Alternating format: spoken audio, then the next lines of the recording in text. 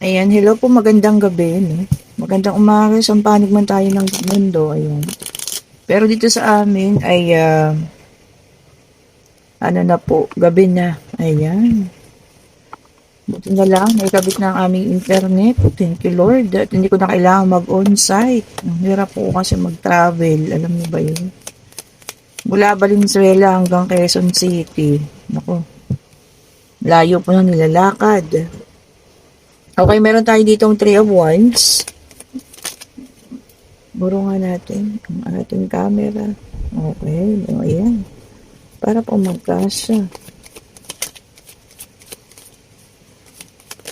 Ayun na, ako nagbabagsakan. Meron tayo ditong Page of Pentacles. Meron tayo ditong 5 of Pentacles. Okay.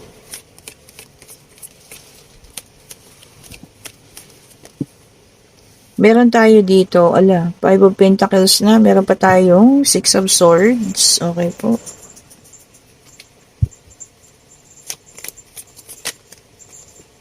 Then, meron tayo ditong Ace of Cups.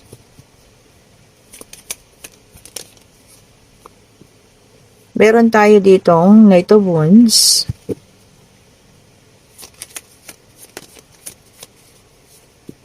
And meron tayo ditong 8 of Swords.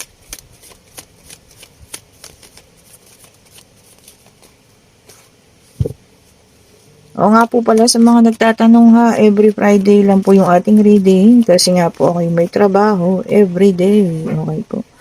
Ang trabaho ko po ay Saturday hanggang Wednesday. Day off natin po ha. Thursday and Friday. Hindi ba ako pwede ng Thursday kasi marami tayong ginagawa. Okay po. So ayan. Kompleto na ang ating reading. Ang huli ay ang ating Queen of Cups. Okay po. Dito kasi meron talagang iniwanan. Ayan. Pasensya na kayo kay Pipoy ha. Pinagpalit. Maaring pinagpalit ka sa mas may pera po. Mas maraming pera. Kapera.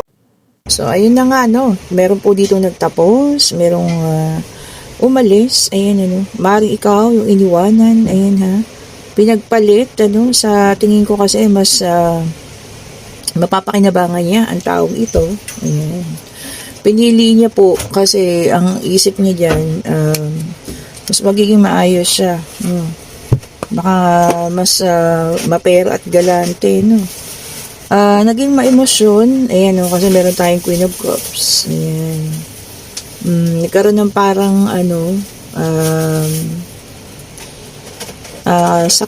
sama ng loob na hindi halos hindi ka makaalis. Ayun, naranasan mo yun. Kaso ang nangyari dito sa nakita ko dito, nakapag-umpisa ka ng panibago at talagang alam mo yun, tumalikod ka na. Kaso ang nangyari sa kanya parang siyang natanso. Diba? Kung akala niya nung una, napunta siya sa ginto, yung pala ito ay tanso. Hindi niya akalain na siguro wala naman talagang ganun kalaking or maraming pera si Bakekang. Diba? Same thing, tingnan nyo, Page of Cups. Sabi niya rito, balita ka, ang tungkol sa pangyayari sa kanya. Ayan. Alam niyo yun, may mga tao talagang napakahilig sa material na bagay. Di ba po? Di kayo pinagpalit kasi mas mapera yun. Ang kaso ngayon, hindi man pala tunay. Ngayon, puro hard work siya. Tatrabaho siya ngayon para sa kanilang dalawa. Di ba nakakatuwa siya? Pinagpalit ka, sa akala niya ay ginto, yung pala siya ay natanso. Di ba? Grabe. Ayan, kasi masyado mga materialistic. Ayan, realizing the truth. Napagtanto na raw po ang katotohanan. Kung ano man ang katotohanan nga na, ayan. Siya pala, yung bubuhay sa kanila. Akala niya yung magbubuhay prinsesa siya or buhay hari siya or buhay reyna siya. kung ito ay lalaki o kung ito ay babae. Pero ayun ang nangyari. And then meron tayong the High Priestess, meron tayong number 2. Ayan ha. Sabi niya nga rito, no, marami pang bagay kang matutuklasan sa mga nangyayari sa kanila. Pero siguro, no, hindi mo na kailangan maging interesado. Dahil talaga naman, nagkaroon ng cheating and deceit, no, pangloloko, ayan. At alam mo yun, yung taong sinumahan niya, niloko din siya. O, diba? Kasi, nag-astang mapera.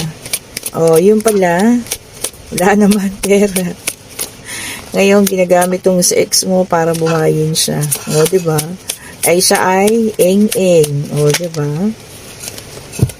And the same card, tignan nyo. Ayan nga. Ikaw naman, ano, sabi niya rito, you are dealing with progress, moving forward. O, tama.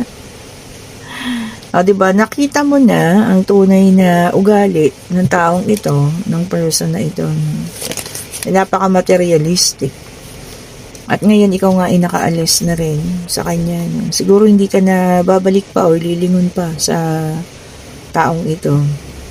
And then, meron tayong Queen of Wands. Ayan, ano. Napaka-energetic mo ngayon. Ayan. Full of energy. Para sa sarili, no? Para sa, ano lang, wala kang pakialam, ano? Kung ano man na nangyayari sa kanya. Baga, hinayaan mo na. Bahala kayo dyan. Parang ganun. And, may napili ka na rin na landasin, no? Talaga, ang napili mo ngayon para sa sarili lang. Para sa paglago, ano? Para sa financial mo, para sa mga pangarap mo pa. No, so sa ngayon, yun po ang iyong priorities. 'Di ba? Napakaganda ha. Tama lang 'yun. Na 'yan ang i-prioritize natin ha. Hayaan po natin sila kasi hindi mo naman kasalanan 'yan. Hindi na siya inatanso, 'di ba? Naghahanap ng ginto, yung pala ay tanso. Oh. Ang galing din mag-cover ni, ni Bakekang. Siguro nung una, sinusunod niya lahat ng luho, nibigyan niya ng pera. Tapos, eto na, nilabas na yung tunay na ugali. O, diba? Ang galing. Galing din si Bakekang, ha? And, meron tayong 7 of Cups. Ito para sa iba naman, ha? Cancer, Scorpio, and Pisces, water sign. Okay. Sabi niya rito, no, choices, no? Merong mga pinagpipilian. Meron kang mga bagay na gustong gawin na pinagpipilian mo, ha? Oh, same thing, ano, pangalawang beses lumabas. Earth sign, 5 of Pentacles. Ito para sa iba din, ha? Sabi niya rito, paghihirap. Ayan. Maaring mayroong mga nahihirapan ngayon, pwedeng sa financial, pwedeng sa relasyon, okay po. Kung ano man tong hirap na nararamdaman ninyo, isipin na lang natin na hindi naman yung nagtatagal. O, di ba po? Makakaalis at makakaalis kayo dyan, ano? Matatapos at matatapos din po yan. Four of Swords, air sign. So, water, earth, and air. Air, Gemini, Libra, and Aquarius. Okay po. Sabi niya rito, ha, merong retreat. Ayan. Baka meron kayong sasamahan na retreat, ano. Enjoy lang natin. Or parang pagbabakasyon ng isang grupo. O, ayan ha, enjoy nyo yan. Malapit na rin kasi ang weekend. Baka may mga nagpaplano ng retreat or camping.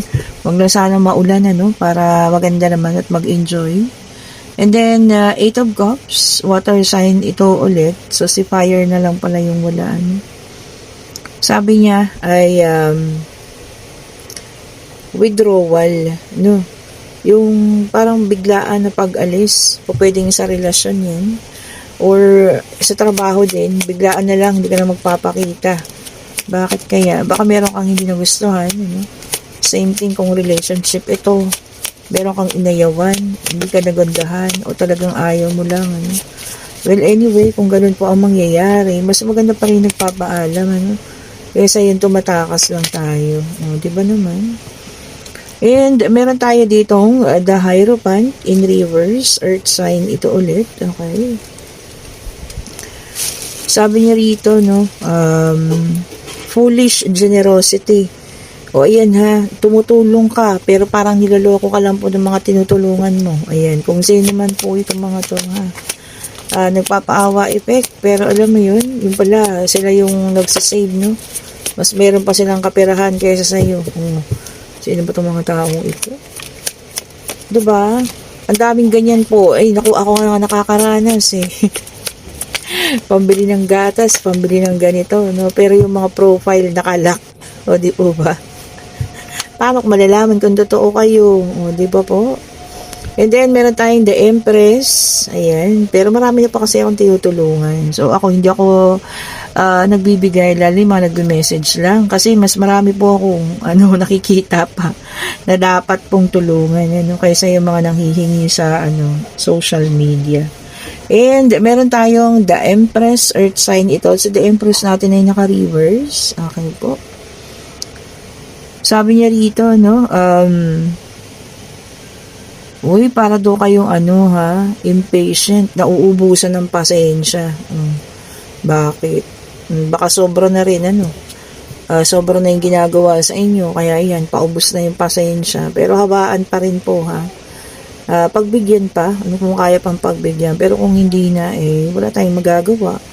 O, ito na ang ating fire sign, lumabas na sa Temperance na naka-reverse. Ayan, ha. Ayan, sabi niya rito ha, overindulgence. Ayan, sobrang katakawan. Hindi lang sa pagkain pwede rin sa paghahanap buhay. Baka hindi na kinakaya ng katawan ha. O, ibalanse lang po. Diba?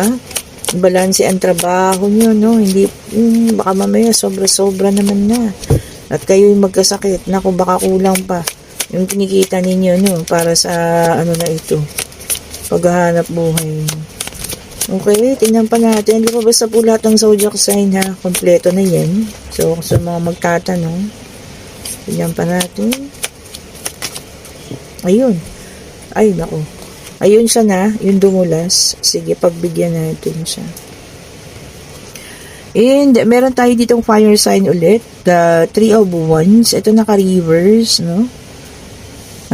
Sabi niya rito ha, stuck in the past. O, ayan. So, yung mga nakastuck sa nakaraan. Ayaw mag-move forward. Alam niyo yun, hindi kayo makakaalis dyan. Kasi nakastuck lang kayo, no? Kung meron at meron naman tayong mga mapupuntahan pang ibang lugar or ibang makakasama or ibang emosyon na pwedeng maramdaman. Huwag na tayo ma-stuck sa nakaraan, ha? Kasi nakaraan na po yan. Ibig sabihin po ay tapos na. O, diba? And pwede na kayong magtanong ha, pag-ibig, pangyayari. Yan. Pag-travel, kung ano man. O, diba? Ayun na, ang kasagutan.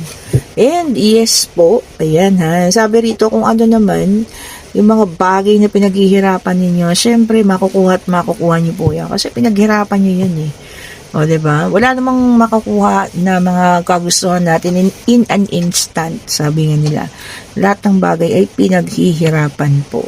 And kung kayo yung nasa situational reading, na kayo ay ipinagpalit sa akala niyang mas mapera. O, tapos yun pala hindi naman. O, diba? Well, maaari nyo na rin yung karma niya, no? At ngayon, nag-iisip siya na parang mali yung naging desisyon niya. Dapat lang po yan na talagang pag-isipan niya, no?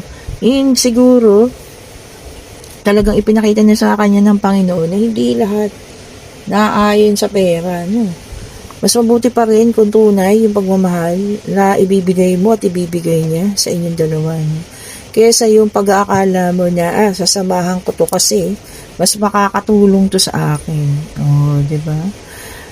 Mas mabuti pa rin po yung tunay na pagmamahal na nararamdaman ninyo, no? Or nararamdaman niya sa inyo kaysa po yung mga material na bagay. Okay po, and kung nagugustuhan yung ating reading, pa-like, pa-share, pa-subscribe, and hit the notification bell para lagi kayong updated sa mga bagong videos na nire-release natin. And kung gusto niyo ng private reading para sa Friday, magpa-schedule na kayo. Medyo marami-rami tayong schedule, ha? Okay po, hindi ko pa nga pala nailista, no? Ayan, baka makalimutan ko. Ayan po, mag-message kayo ha. Nandyan lang yung link nasa comment section. At kung gusto niyo ng ating mga bracelet, ayan. Mag-order na kayo ha. At meron pa rin po tayong mga pabango. Ayan po. Nandiyan saan ang ating mga send kompleto pa. Ayan, mag-order na po kayo ha. And salamat po sa lahat ng mga ang tawag dito sumusubaybay, bagong subscriber, sa mga datihan na, sa mga bumabalik Ayan, ito pa ang ating mga bracelet. Ayan po ha. At salamat po sa palagi ang pag-aabang ng ating mga bagong videos po. Ayan, yung nagkukwento, may nabasa ako sa comment section. Yun po talaga, siguro hindi talaga ako yung nag-uulit ng videos. Ayan. Kasi parang mas maganda yung palaging parang bago, no? 'Di ba? Para mas marami talagang makarelate. Okay po. Thank you so much po for watching. Have a great evening. Today is Tuesday po. Ayan. Gabi na. Ayan. Salamat po ulit sa inyo ha. Bye-bye po.